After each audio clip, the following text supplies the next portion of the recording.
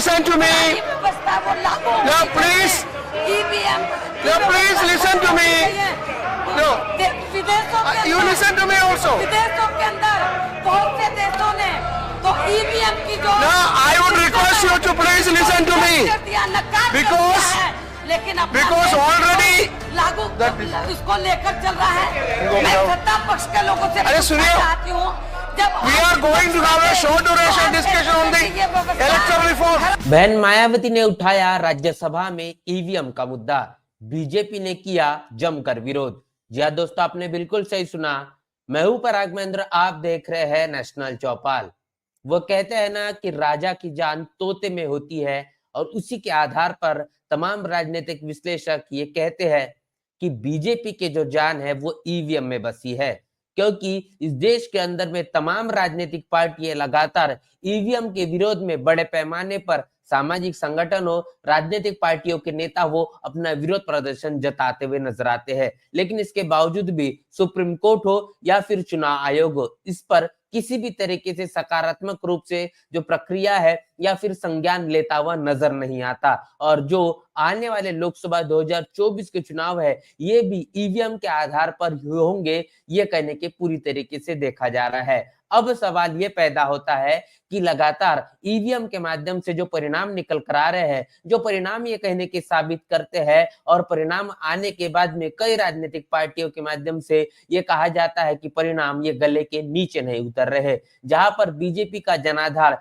या फिर बीजेपी का वोटर नजर नहीं आता, वो सीट भी बीजेपी के पाले में चली जाती है। आखिर ये संभव कैसे हो सकता है, जब देश और दुनिया के तमाम बड़े देशों ने ईवीएम को बैन करने को लेकर ईवीएम को गैर असंवैधानिक बताया है, उसके बावजूद भी भारत के अंदर में ईवीएम को लेकर लगातार चुनाव प्रक्रिया बरकरार रखना आखिर ये सबसे बड़ा संशय का विषय पैदा करता है। उसी के आधार पर आपको बता दें, जिस तरीके से बहन मायावती ने बीते 6 वर्ष पहले लगातार सोशल मीडिया पर वायरल होता हुआ नजर आ रहा है, जिस वीडियो में तकरीबन 6 वर्ष पहले बहन मायावती के जरिए राज्यसभा में ईवीएम को लेकर मुद्दा उठाया गया, जहां पर बहन मायावती ने जिस तरीके से ईवीएम का पर्दाफाश करने का काम किया, और इतना ही नहीं तो बीजेपी के जरिए किस तरीके से बार बार शासन सत्ता को हथियाने का काम किया जा रहा है, इसको भी लेकर बहन मायावती ने अपनी प्रतिक्रिया दी थी। अब यह सवाल पैदा होता है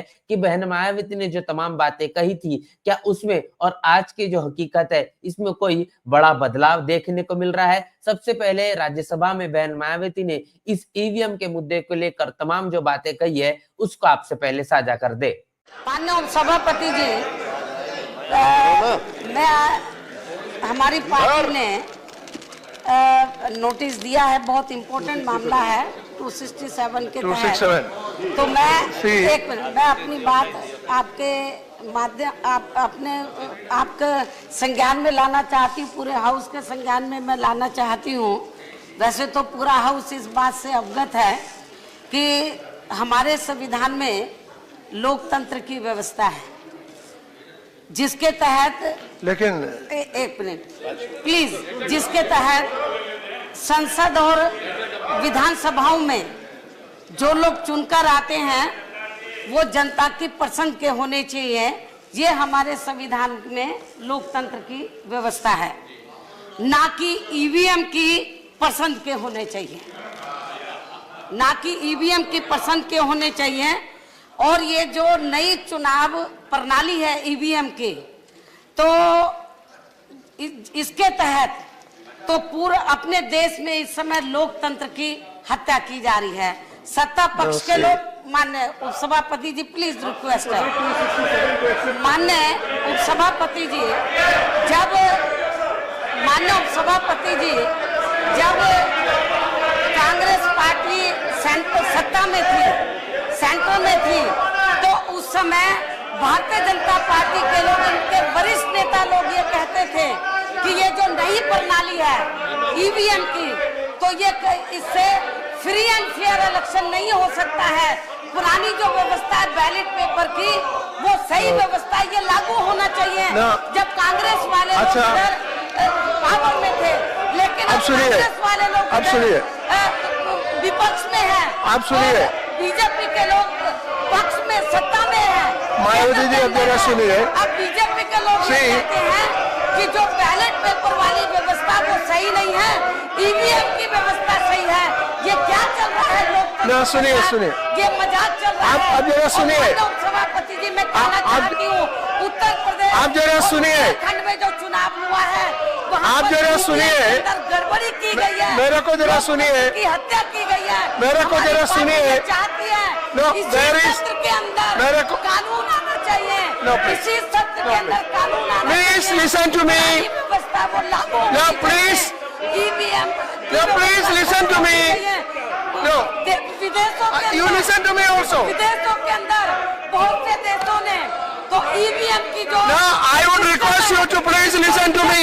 नकार Because- है, लेकिन अपना because देश already लागू उसको लेकर चल रहा है। मैं सत्ता पक्ष के लोगों से अरे पूछना सुनिए। चाहती हूँ, जब We are going to have a short duration discussion on the electoral reform. खराब है, इसमें गड़बड़ी होती है, तो मैं सत्ता पक्ष के लोगों से कहना चाहती हूँ, जब इसमें लोकतंत्र की हत्या हो रही है, सुनिए, तो इसको अब जरा खत्म सुनिए। करना चाहिए और इसी सत्र जरा के सुनिए, अंदर कानून please. आना चाहिए। Please listen नहीं to तो me. 19 से पहले मायावती जी, please. चुनाव होंगे, तो मायावती जी, please. लोगों का वोट डालने का मतलब नहीं No, होगा। now you listen to me. गड़बड़ हो जाएगा। Now you, Mayawati ji, now you listen to me. I understood your, I got your point. सभी दल मायावती जी, मेरे को समझ में आया। अभी सुनिए। हमारा सरकार से ये कहना है, यदि आप दूध के अरे अभी दूध सुनिए। हैं और आप कहते हैं कि हमने आप ईमानदारी जरा से सुनिए। यूपी में सरकार बनाई है, आप बैलेट पेपर से आप चुनाव करें। जरा सुनिए, बैलेट मिश्रा पेपर जी, से मालूम हो जाएगा कि आप मिश्रा जी, सरकार no, all of बनाई you है sit down. और बैलेट पेपर से Sit down, sit down. तो मैं बताना चाहती Sit हूँ, down. आप No, नीचे आ listen to me. जाइए, बीएसपी ऊपर आ Now, जाएगी। Kumari Mayawati, please listen to me. Kumari now please, Mayawati ji, please listen to me. Listen, tomorrow, वहाँ no पर please, हाथी no, की जगह no, मायावती जी, सिंबल की जगह मेरे सुने, ये क्या है? चल रहा है।